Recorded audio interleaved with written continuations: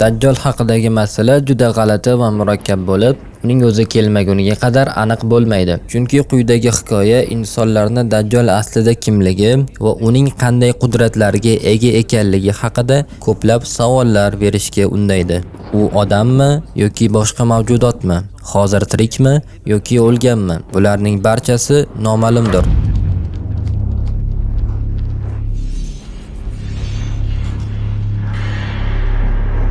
Tamim ad-Dori ismli sahobadan rivoyat qilingan bir hadis mavjud. Kunlarning birida Rasululloh sallallohu alayhi va sallam Madina ahlini chaqirib dedilar: "Masjidga tez kelinglar." Odamlar to'planib masjidga kelishdi.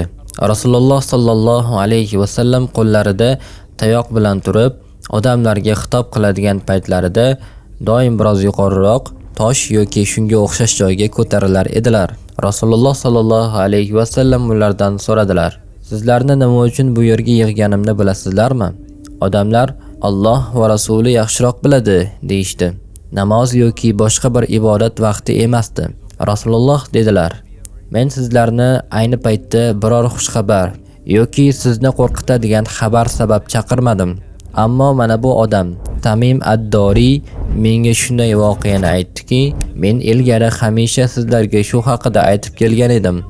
Tamim ad-Dori esa hikoyani quyidagicha bayon qildi: "Biz 30 kishi bo'lib dengiz safariga chiqdik. Bu juda muhim, chunki ayrim kishilar uning yolg'iz o'zi adashgan deb o'ylashi mumkin. Yo'q, u yolg'iz emas edi. Biz bilan 30 kishi bor edi. Ular Lahm va Judom qabilalaridan bo'lib, Shom yerlarida istiqomat qilishardi. Biz dengizga chiqdik, chunki dengiz portlariga yaqin yashovchi arab qabilalari, masalan, Falastin atrofi odatda dengiz safarlariga chiqishardi. Biz safarga chiqdik va yo'lni yo'qotib qo'ydik. Dengiz to'lqinlari baland edi. Shu sababli biz qayerda ekanligimizni bilmay qoldik. Dengizda butun bir oy, 30 kun davomida adashib yurdik. Aniq qayerlarga yetib borganimiz noma'lum." Hadisda bu tafsilot aytilmagan. Shunday qilib adashib yurganimizda birdan bir orolni ko'rdik. Dengiz suvi sho'r bo'lgani uchun ichishga yaroqsiz edi. Orolni ko'rganimizda ichishga yaroqli chuchuk suv topamiz degan umid bilan orolga chiqishga qaror qildik. Biz kichikroq qayiq olib orol tomon yo'l oldik. Tamim ad-Dori davom etib dedi: "Orolga yetib kelganimizda bizning oldimizga bir maxluq chiqdi. Uning tanasida shu qadar ko'p jun bor ediki, oldi va orqasini farqlay olmadik. Qayeri boshi-yu, qayeri dumi ekanini bilmasdik. Unga qarab, "Holingga voy, sen kimsan? Hech qachon sen kabi mavjudotni ko'rmagan edik", dedik. Shunda maxluq tilga kirib javob berdi: "Men jassosaman." Jassosa so'zi arab tilida josus yoki xabar tashuvchi degan ma'noni bildiradi. Shunda biz jassosa degani nima o'zi deb so'radik. Maxluq bizga qarab, "Bu yerda sizni kutib turgan odamning oldiga boringlar", dedi. U odam ibodat qilish uchun maxsus qurilgan dayr, hujra ichida edi. Dayr esa o'sha zamonda odamlar, rohiblar ibodat qilish, dunyodan uzilib Allohga sig'inish uchun yashaydigan joy bo'lgan. Jassosa bizga shu odam haqida aytganida, uni jin yoki shayton deb o'ylab qo'rqib qochdik va to'g'ri u odamning oldiga yo'l oldik. Dayrga kirganimizda qarshimizda ilgari hech ko'rmagan darajada katta gavdali bir odamni ko'rdik. Uning tanasi va qaddi juda baquvvat va qo'pol edi. Qo'llari bo'ynigacha temir zanjirlar bilan mahkam bog'langan. Boshi va oyoqlari ham shu qadar mahkam zanjirlangan ediki, hatto boshini ko'tarib qarashga ham imkoni yo'q edi. U mutlaqo harakatsiz edi. Biz undan "Sen kimsan?" deb so'radik. U aytdi: "Men zanjirband bo'lganim uchun siz menga zarar yetkazishingiz mumkin. Shu sabab avvalo siz kimsiz? Shuni bilish mening haqqimdir, toki xavfsizligimni ta'minlay olay." Biz unga dedik: "Biz arablardanmiz. Dengizda safarga chiqqan edik. Davul sabab yo'ldan adashib, mana shu orolga kelib qolibmiz. Bu yerga kelganimizda ko'p julli, g'alati maxluq chiqib, bizni sen tomon yo'lladi. Biz undan qo'rqib ketgan edik. U bilan bir joyda o'zimizni xavfsiz his qilmagandik. Shunda u bizga qarab dedi: "Endi menga Baysandagi xurmo daraxtlari haqida gapirib beringlar."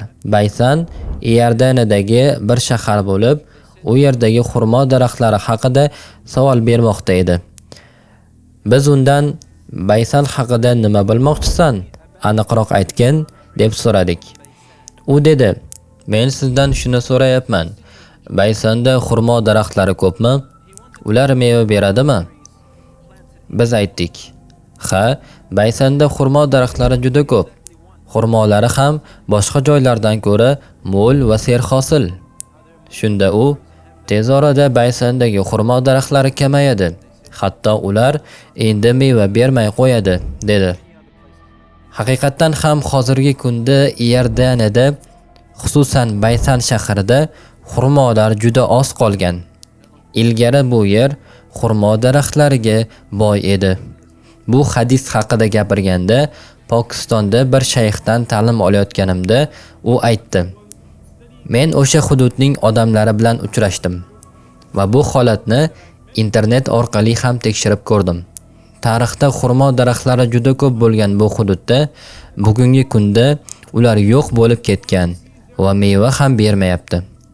Bu hodisa Rasululloh sallallohu alayhi va sallamning davrida emas, aynan bizning davrimizda yuz bergan. Mana shu Tamim ad-Doriy rivoyat qilgan hadisning davomidir. Keyin u odam dedi: "Endi menga Tabariya ko'li haqida aytib beringlar. Bilasizlarmi Tabariya qanday ko'l ekanini? Qaysi dengiz yoki ko'l haqida gap ketayotganini?" Bu Tabariya ko'li edi. Bu joy shuningdek Shomga ham yaqin edi. U odam ulardan yana so'radi: "Menga Tabariya ko'li haqida gapirib beringlar. Ular u haqida nima bilmoqchisan?" deyishdi. "Ko'lda suv bormi?" deb so'radi. "Ha, juda ko'p suv bor" deyishdi. Shunda u aytdi: "Yaqinda uning suvi quriydi, hatto yo'q bo'lib ketadi." Haqiqatan ham bugungi kunda Tabariya ko'lining suvi avvalgidan ancha kamayib ketgan. Keyin u ulardan yana "Endi Zag'ar bulog'i haqida gapiringlar" deb so'radi. Zag'ar bulog'i Quddus, Baytul Maqdis yaqinida joylashgan bo'lib, Quddusdan piyoda taxminan 3 kunlik masofa edi. Bugungi kunda bu joy taxminan Isroil hududida joylashgan. Ular dedilar: "Bu buloq haqida nimani bilmoqchisan?" U odam: "U joyda katta buloq oqib turibdimi? Undan katta daryo paydo bo'lib, odamlar atrofiga ko'p ekin ekadimi? Hosil olyaptimi?" deb so'radi. Ular: "Ha, u yerda ko'p suv bor va odamlar juda ko'p narsalar ekishadi" deyishdi. Shundan keyin u dedi: "Endi menga o'qish yozishni bilmaydigan, ummiy bo'lgan payg'ambar haqida aytinglar. U nima qildi?" Ular javob berishdi: "U payg'ambar Makkadan chiqdi va hozir Yasrib, Madina shahrida yashamoqda." U yana so'radi: "Uning xalqi unga qarshi jang qildimi?" Ular: "Ha, qarshi jang qilishdi" deb javob berishdi. "Keyin nima bo'ldi?" deb yana so'radi. Ular aytdilar: "Uni o'z xalqi quvib chiqarishdi. Ammo u boshqa arab qavmi Yasrib, Madina ahliga bordi. Ular unga ergashib musulmon bo'lishdi va unga itoat etishmoqda." Buni eshitib u odam dedi: "Haqiqatan ham shunday bo'ldimi?" Ular: "Ha, aynan shunday bo'ldi" deyishdi. Shunda u odam aytdi: "Uni qabul qilib, unga itoat etayotganlar yaxshi qilmoqdalar. Unga itoat qilishda davom etsinlar." Shu bilan u payg'ambar sollallohu alayhi va sallamni qo'llab-quvvatlagan edi. Endi esa sizlarga o'zim haqimda aytib beraman. Men Masih Dajjolman. Yaqin vaqt ichida sizlar aytgan belgilarga ko'ra menga chiqishga ruxsat beriladi va men yerni kezib chiqaman. Mening chiqmaganim birorta qishloq, shahar yoki makon qolmaydi. Butun dunyoni 40 kun ichida kezib chiqaman. Bu hadisdan anglash mumkinki, sahobalar uni ko'zlari bilan ko'rishgan. Endi savol tug'iladi: qanday qilib u o'sha paytdan beri tirik qolishi mumkin? Albatta, bu Allohning irodasi bilan bo'ladi. Chunki Dajjal Alloh tomonidan insonlar uchun berilgan imtihondir. Allohning irodasi bilan u odamlarni o'lik holdan qayta tiriltirishi yoki jin va shaytonlarni ko'rsatishi, hatto jannat va do'zax tasvirlarini ko'z oldimizda namoyon etishi mumkin. Bu hammasi bir sinovdir. Tamim ad-Doriy aytdi: Biz bu hodisani ko'rib, u yerdan qochib qutulganimizdan keyin darhol o'z yurtimizga qaytishga harakat qildik. Vatanimizga qaytib kelgach, men to'g'ri Madinaga yo'l oldim. Alloh menga ko'rsatgan bu mo'jizalar boshqa alomatlar bilan birga yetarli edi.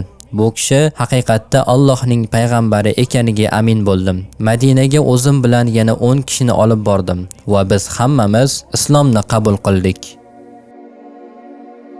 Keyingi qismlarni o'tkazib yubormang, inshaalloh. Bizni qo'llab-quvvatlang, videolarga like bosing, izoh yozing va obuna bo'lishni unutmang.